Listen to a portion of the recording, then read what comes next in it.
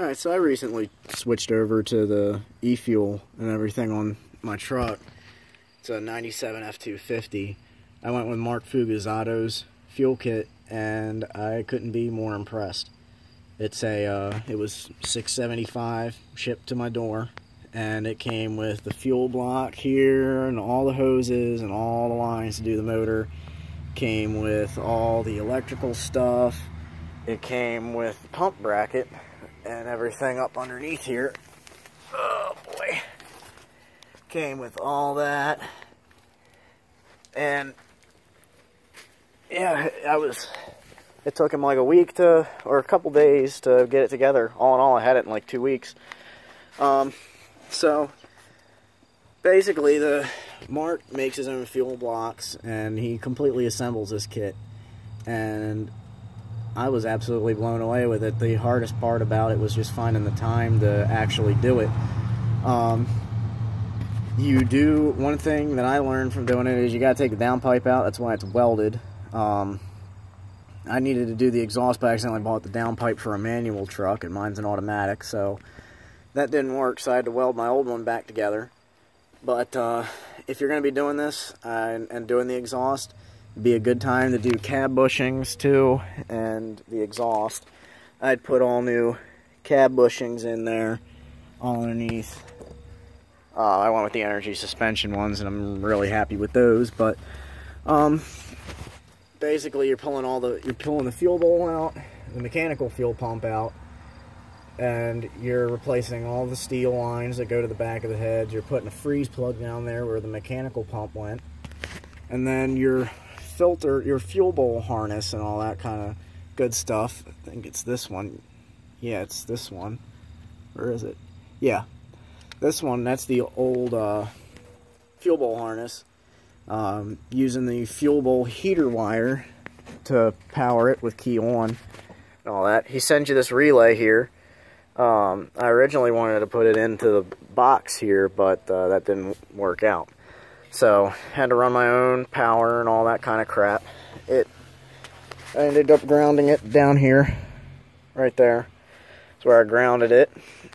And I got my hot wire running into the fuse box and tied in there. And then, you know, the white wire down there goes over into an existing loom and then goes over into there. And then, whoop, damn barking spiders.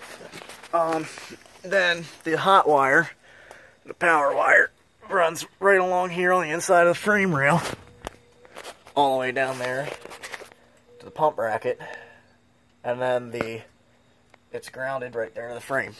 So it's pretty great. The only thing that I'm going to be doing is I'm going to be putting a cutoff switch, or like a toggle switch, right in here somewhere. Just running that power wire up through here and putting it on so that way you can have the key on and not burn your pump up. Let's see, what are some other thoughts that I had on it? Overall, this was a pretty great kit. What it did for the truck is I got a lot smoother idle now. A lot faster startup. I mean, it just has a little bit more power. The throttle's a lot touchier. It's great, and I mean, I don't have any tunes on it or anything. It's, you know, stock right now, except for this now.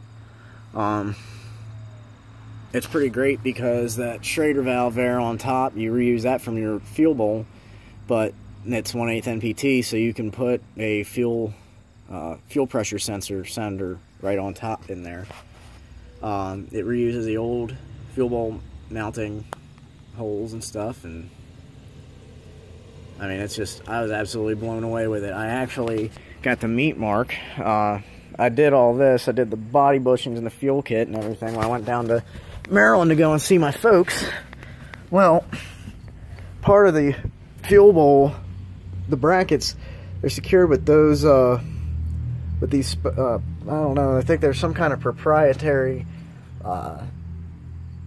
coupler or whatever you want to call it. Well, there's a steel sleeve in these, and my dumbass accidentally cut the cut the return and hook the pump up to the return line and trying to fucking draw fuel from the front of the motor, which obviously ain't going to work out very well. So I ended up messing up one of those compression sleeves inside of that coupler.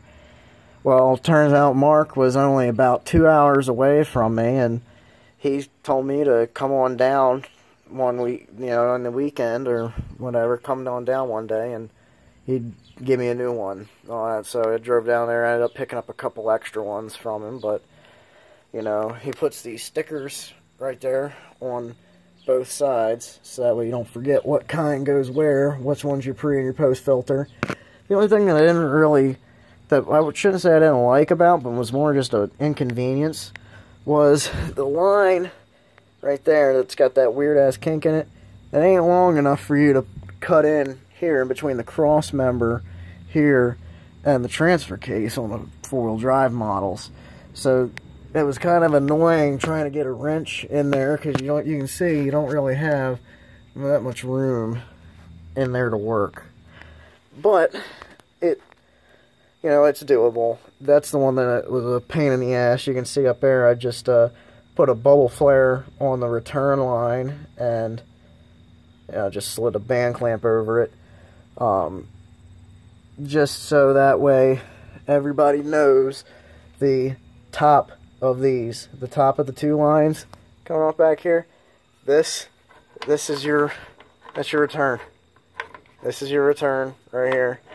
This is not, do not hook, oh wait a minute, no. Yeah, you're right, top. This one right here. Don't cut this one.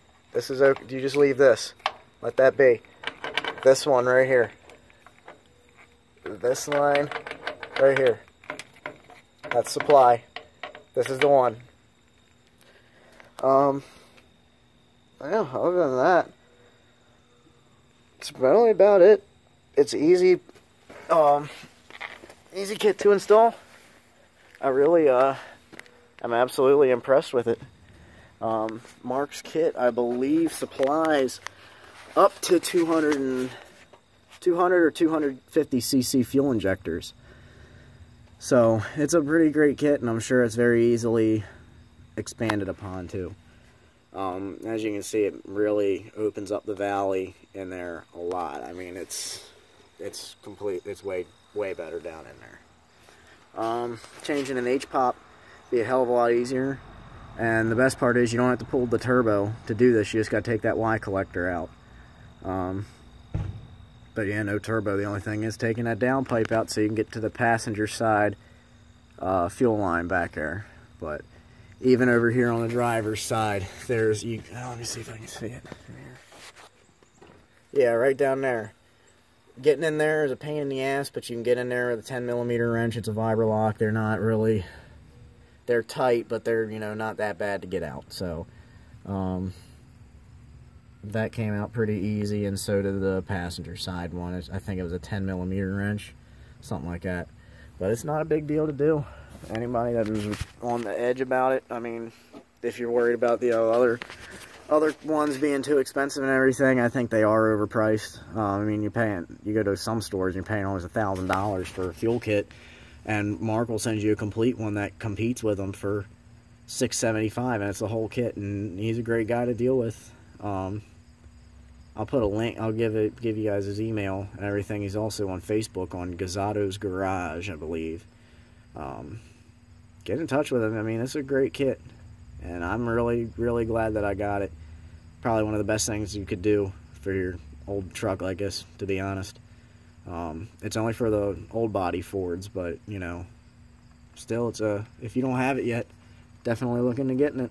But that's all. If you guys got any questions, just shoot me a message, leave a comment, and look me up on Instagram. It's whiteobs_1997 if you want to see any more pictures of it or anything like that. So take care, y'all.